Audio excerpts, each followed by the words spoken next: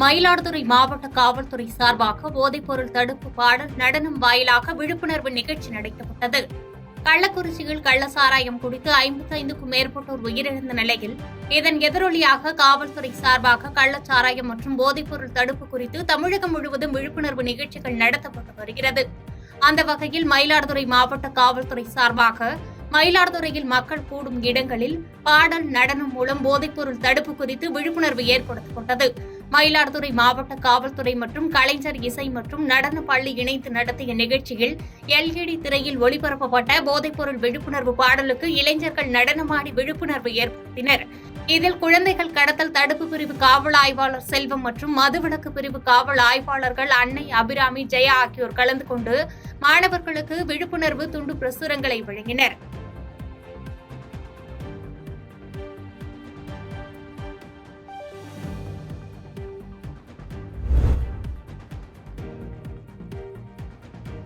மதுபோதையால் ஏற்படும் பாதிப்புகள் குறித்து விழிப்புணர்வு கலை நிகழ்ச்சி ஓமலூர் பேருந்து நிலைய நெடுஞ்சாலையில் நடைபெற்றது.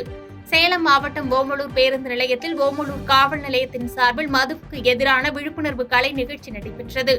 இதில் நடன கலைஞர்கள் கலந்து கொண்டு நடனமாடி மதுவால் ஏற்படும் பாதிப்புகள் குறித்து பொதுமக்களுக்கு விழிப்புணர்வு ஏற்படுத்தினர். சாரல் மழையையும் பொருட்படுத்தாமல் ஆண் பெண் நடன கலைஞர்கள் நடனமாடினர். இதில் மது மற்றும் போதை வஸ்துகளால் உடல்நல பாதிப்பு, சமுதாய சீர்கேடு, குடும்பங்கள் சீரழிவது, உயிரிழப்புகள் ஏற்படுவது தொடர்ந்து நடைபெறுவதாக நடன நிகழ்ச்சிகள் மூலம் மக்களுக்கு விழிப்புணர்வை ஏற்படுத்தினர். இந்த நடன நிகழ்ச்சியை ஓமலூர் பேருந்து நிலையம் வழியாக சென்ற பயணிகள், வாகன ஓட்டிகள் மற்றும் பொதுமக்கள் அனைவரும் பார்த்து விழிப்புணர்வு பெற்று சென்றனர்.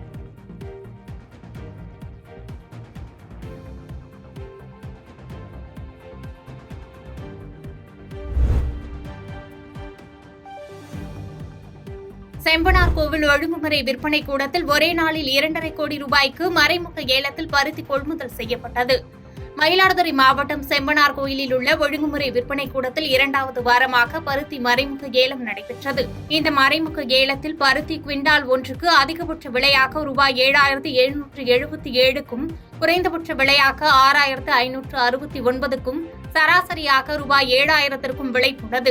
நேற்று ஒரே நாளில் மொத்தமாக 3,500 குவிண்டால் பருத்தி ரூபாய் 2.50 கோடிக்கு கொள்முதல் பரிவர்த்தனை நடைபெற்றது.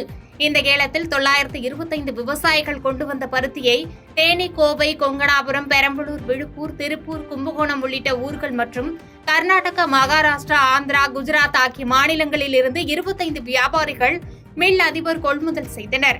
நடப்பாண்டுக்கு டெல்டா மாவட்டங்களிலேயே செம்பனார் கோயில் ஒழுங்குமுறை விற்பனை கூடத்தில் அதிக விலைக்கு பருத்தி கொள்முதல் செய்யப்பட்டதால் விவசாயிகள் மகிழ்ச்சி அடைந்தனர்.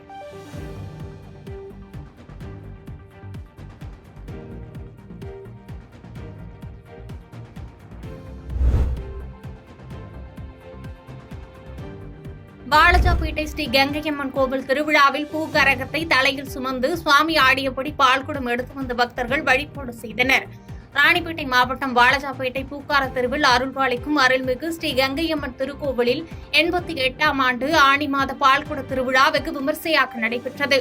முன்னதாக அம்மனுக்கு காப்பு கட்டி விரதமிருந்த பக்தர்கள் அனைவரும் தலையில் சுமந்து வந்த பால்குடத்தை கருவறையில் இருந்த கங்கையம்மனுக்கு பாலபிஷேகம் செய்து வழிபட்டனர். பிறகு பல்வேறு பூமாலைகள் மற்றும் தங்க ஆபரணங்களால் அலங்கரித்து வைக்கப்பட்டிருந்த உற்சவர் கங்கையம்மனை கூடியிருந்த பக்தர்களுக்கு கம்பீரமாக ரதத்தில் அமர்ந்தபடி பக்தர்களுக்கு அருள்பாலித்து காட்சியளித்தார். இந்த ஆடி மாத கங்கையம்மன் கோவில் திருவிழாவில் வாலாஜாபேட்டை மட்டுமின்றி பல்வேறு பகுதிகளில் இருந்து ஏராளமான பக்தர்கள் கலந்து கொண்டு அம்மனை வழிபட்டு சென்றனர்.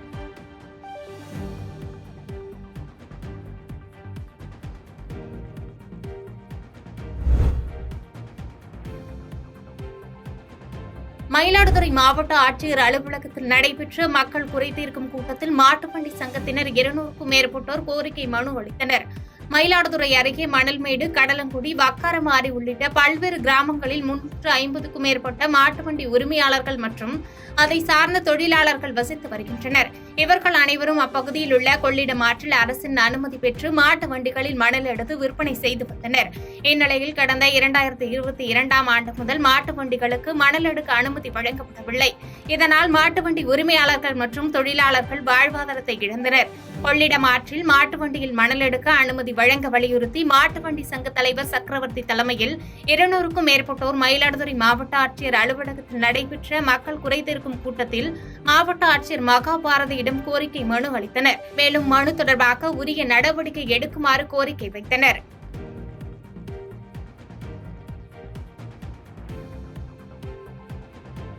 பாதகம் செய்பவரை கண்டால் நாம் பயங்கொள்ளலாகாது பாப்பா.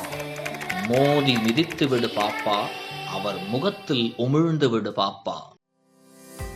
அண்மை செய்திகளை உடனுக்குடன் தெரிந்து கொள்ள இணைந்திருங்கள் இயம்நாடு தொலைக்காட்சியுடன்.